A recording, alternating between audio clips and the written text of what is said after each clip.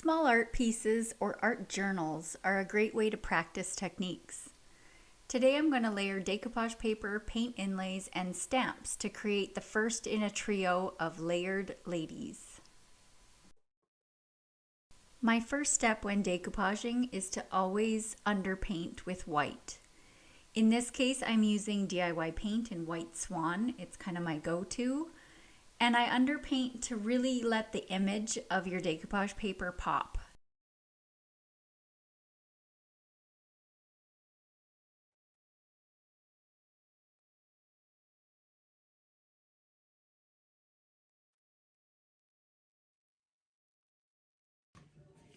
Now that I'm finished with the underpainting and it's all dry, we're going to go ahead with our decoupage medium. So I'm using DIY Paint's Clear Patina. This is probably one of the main decoupage mediums that I use. Because this is a small piece, I'm just going to go over the whole thing at once. I'm not going to do this in sections. You would probably want to do sections if you're working on a larger piece so that your medium stays wet and you don't end up with any dry air bubbles or anything. You want to make sure you're applying a good even coat. You don't want it too thick, but you definitely don't want it too thin. Too thin causes dry spots, which causes air bubbles in your decoupage. And nobody wants air bubbles in their decoupage. Now this chunk of absolute gorgeousness is a Roycycled Treasures decoupage paper by artist Lexi Grenzer, and it's called Leaves. I've roughly pre-measured this to give me enough paper to fold over the edges so that I can just wrap it around.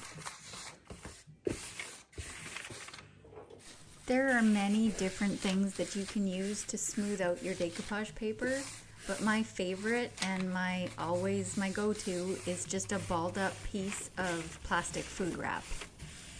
This helps alleviate the friction so that you're less likely to tear your paper by running your fingers across it, trying to smooth out some of those wrinkles.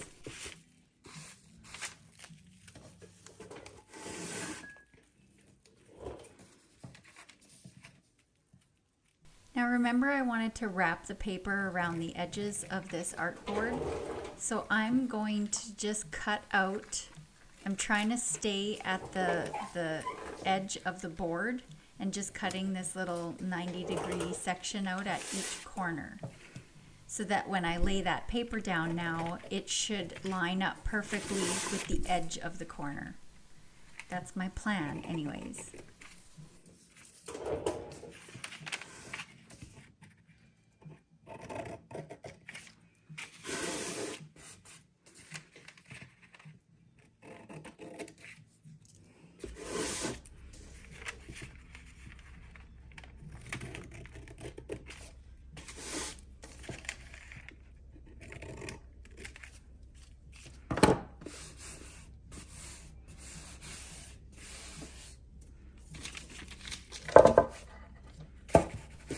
Now I'll just apply my decoupage medium here and we'll fold those edges over.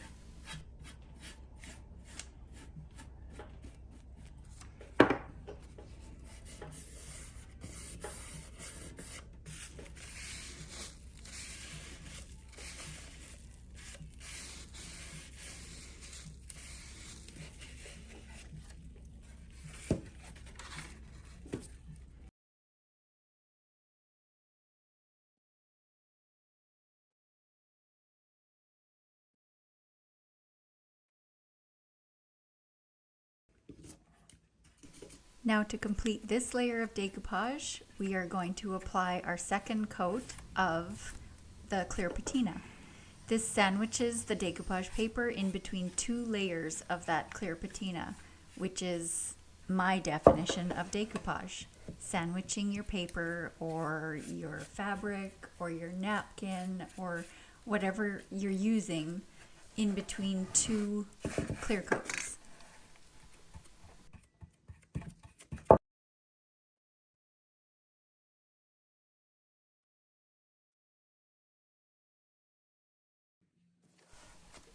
Once it's completely dry, I'm just going to run this sanding block on that edge to cleanly cut the paper.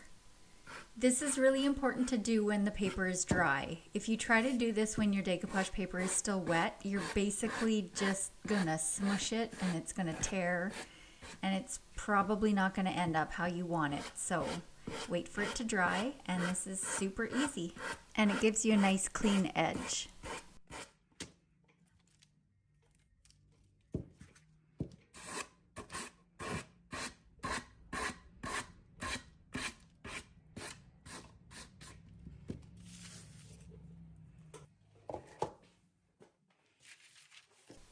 Now this is another Roycycled decoupage paper.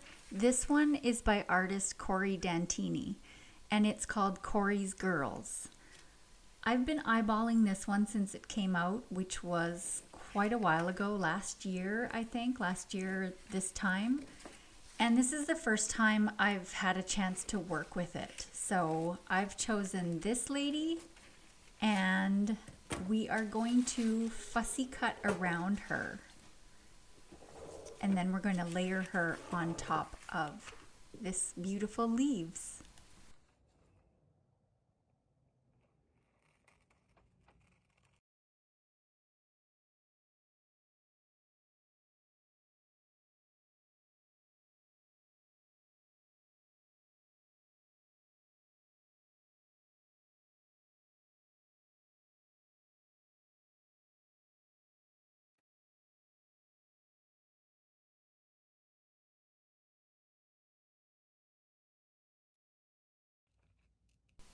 Fussy cutting can be a little bit time consuming, but it's well worth it when you're doing these layered projects.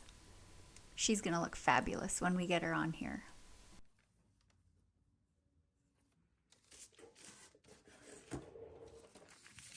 Layering decoupage paper is easy, it just requires an extra step. So this is just a piece of vellum package from probably an IOD stamp or a transfer. And I've misted it with water, and I've placed my decoupage girl upside down into the misted water on this piece of plastic. So basically you want the ink side down onto the plastic. And now I'm just taking a small artist brush and I'm painting with my DIY paint in White Swan again on the back side of the paper. The water misted on the plastic is going to hold your decoupage paper in place so that you can do this easily.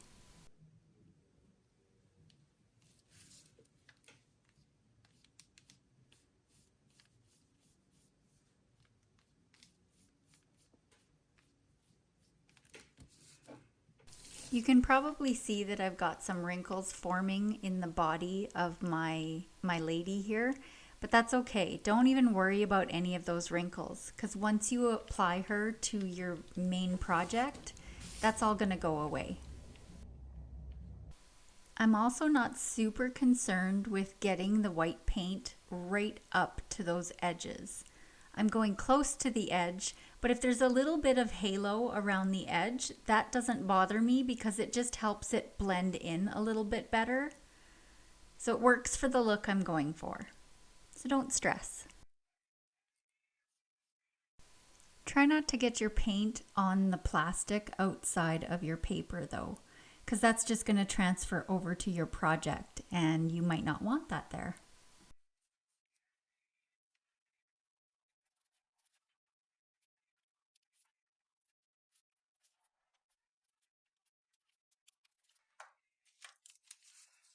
Okay, so now we're ready to apply this layer of decoupage on the other layer. I'm going to use the same DIY clear patina that I used initially for my decoupage. And I'm just going to apply a fresh coat where I want to place my next layer. Now using this sheet of plastic as a carrier sheet, you're just going to pick up and apply your second layer of decoupage. This carrier sheet also works well to just be able to smooth it out with your fingertips to get any wrinkles out, and you don't have to worry about using your food wrap this time. You can, but it's not necessary. And then you go over it again with another coat of the clear patina to seal her in. You can see how underpainting her with the white swan helps her stand out from the background image, because this is tissue paper. And if you had just applied her on top of the previous layer of decoupage paper, she would have just kind of muddied in and you would have seen that background come through her. That underpainting stops that from happening and you get a nice, crisp, clean image.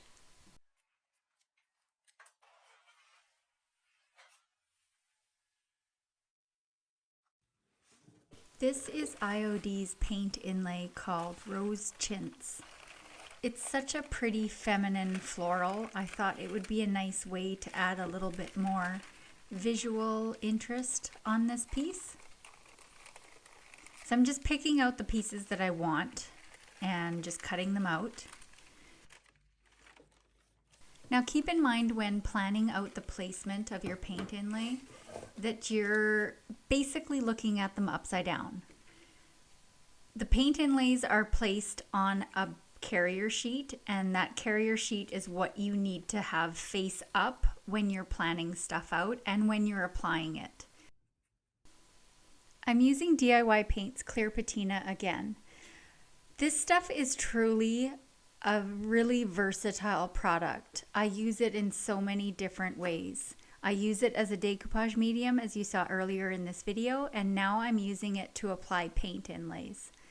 The paint inlays are originally designed to be used in paint, not a clear coat. But when you're creating something that either has a blended paint finish or you want to apply it on top of decoupage paper, the clear patina works perfectly fine. I find I get just as good results with the clear patina as I do in paint.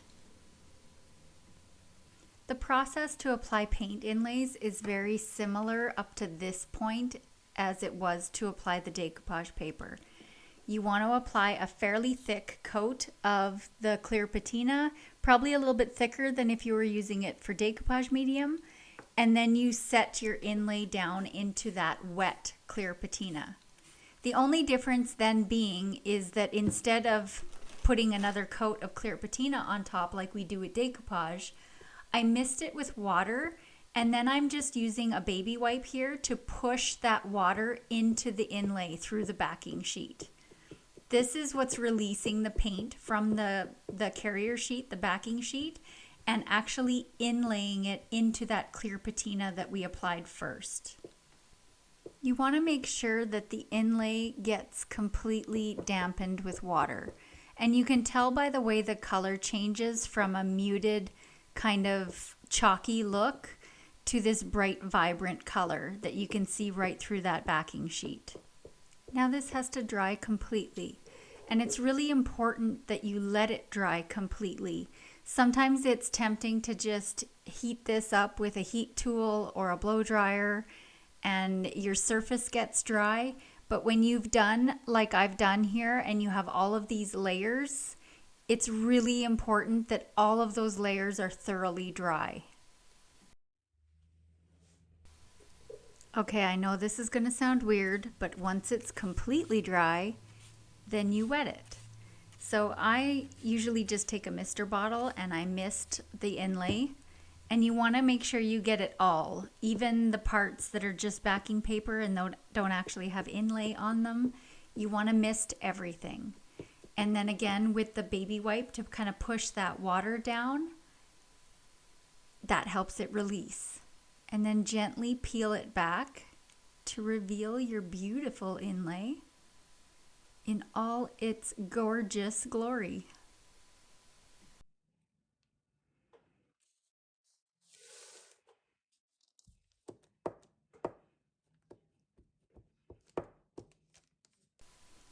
This little part of the backing paper here that's just tearing, that's because it wasn't wet enough. That's why I say it's so important to make sure that you're actually wetting the entire piece. See how it tore? It's not wet enough on those edges. Here's a little tidbit of what not to do. So just make sure you get it all wet.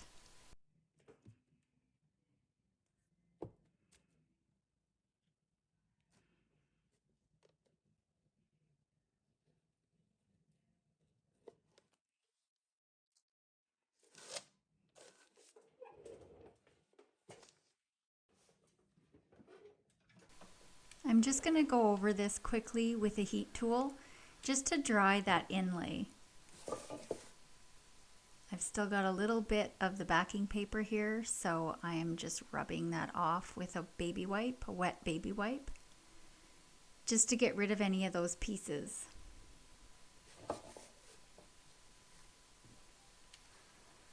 We have to seal the inlay, so before we seal it, we want to make sure it's good and dry.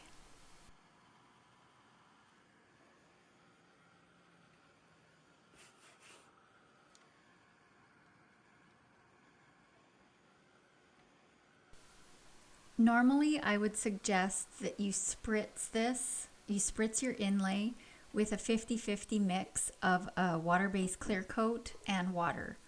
Do that a couple times before you brush over it, but because this is such a small little chunk of inlay, and I've done it a bunch, I'm just quickly swiping over it. You don't want to overbrush because don't forget, inlays are made out of a chalk style paint and they will reactivate with water or with a clear coat or paint, and they'll smear. So you have to be very careful when you're sealing them. You can also use like a rattle can that you buy at a hardware store or something with a water-based sealer. Those are super handy for inlays.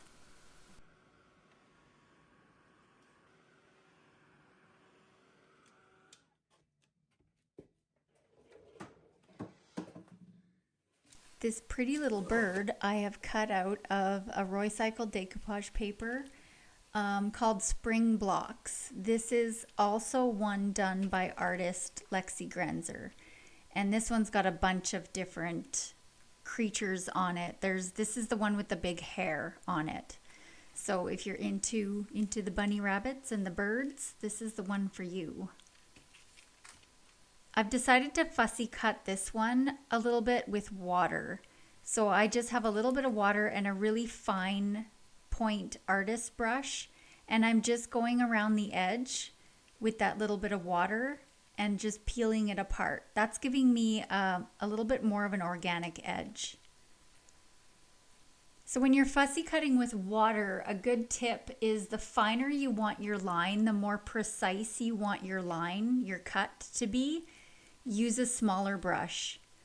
Because you can just, if you want something kind of random, you can use a bigger brush, which will give you a wider kind of swath of water, and then your paper can kind of tear anywhere in that area.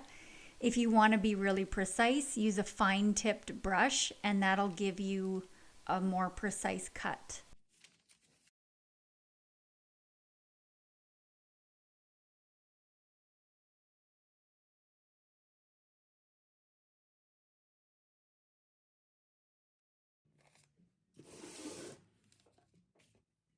Now I'll just plan out his placement before I do the underpainting.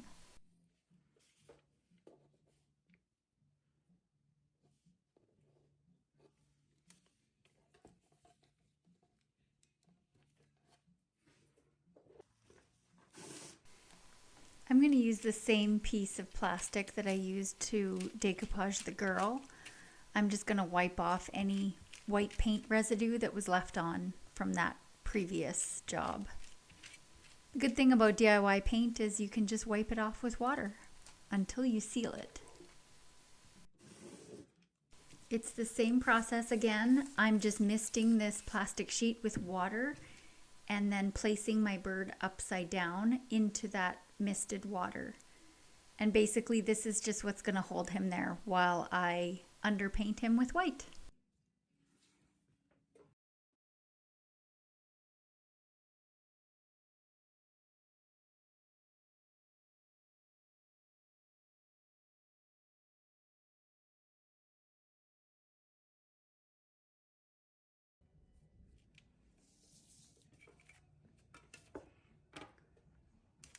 And now again with clear patina to decoupage my bird on. And I can go right over the paint inlay here because I've already sealed it. If you remember, I've already sealed it, so I'm not super worried about brushing over it here.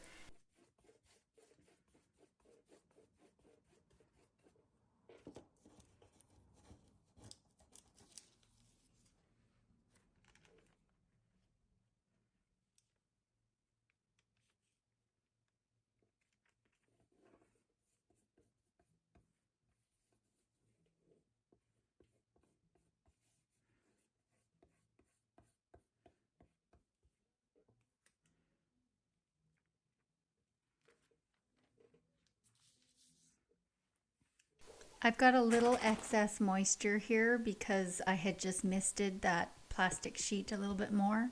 So I'm just dabbing it off with a baby wipe before I go ahead and seal in this decoupage paper.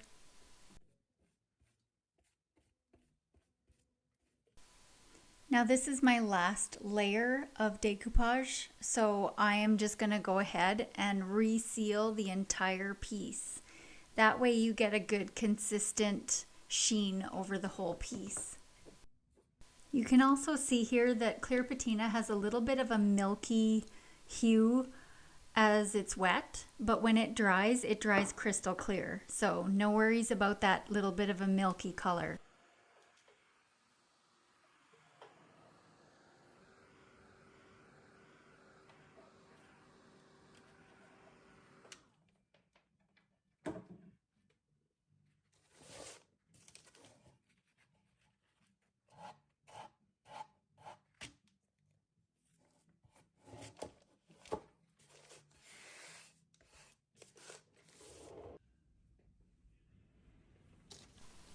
So for this layer, I decided to go with a stamp, and I'm using Iron Orchid Design stamp called Alpha Bellies. And it's full of these wonderful little flourishes and little floral designs that you can pretty much use on anything. They're specifically designed to go with any of the font stamps, any of the text. It works really well for those to kind of zhuzh them up. So I picked out 2 of the little flourishes. And now I placed them down to see where I want them, and then I picked them up with a thin mount. And this is just a piece of a thin mount that I've cut out of a larger sheet. These thin mounts are also available on my website. If you're looking for them, it'll be linked below in the description. I line up the thin mount on the corner, and it just helps me remember where I wanted to put these little stamps. So this is Oceans Deep. This is the IOD ink, and it's a really nice kind of a turquoise color, and I thought it would tie in well with her shirt and with the leaves in the upper right corner. So I'm just lining that back up to where I had lined it up initially, and then just gently pressing down. Not a lot of pressure, but just gently pressing it down to make sure that the impression comes through. So it just adds a little bit more visual interest to the project, and you can do as much or as little as you want.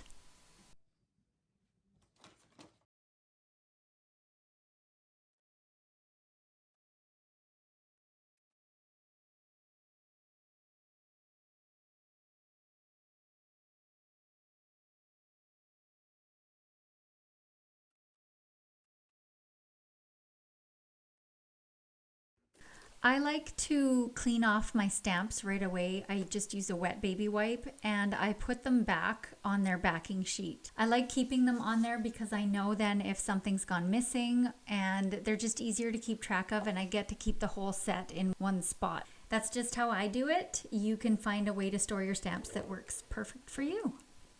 Thanks so much for joining me on this Roycycled and IOD layering extravaganza, basically. And I hope you picked up some tips and tricks to help you with your next project. Thank you so much for watching. If you like my videos and you'd like to see more, please subscribe.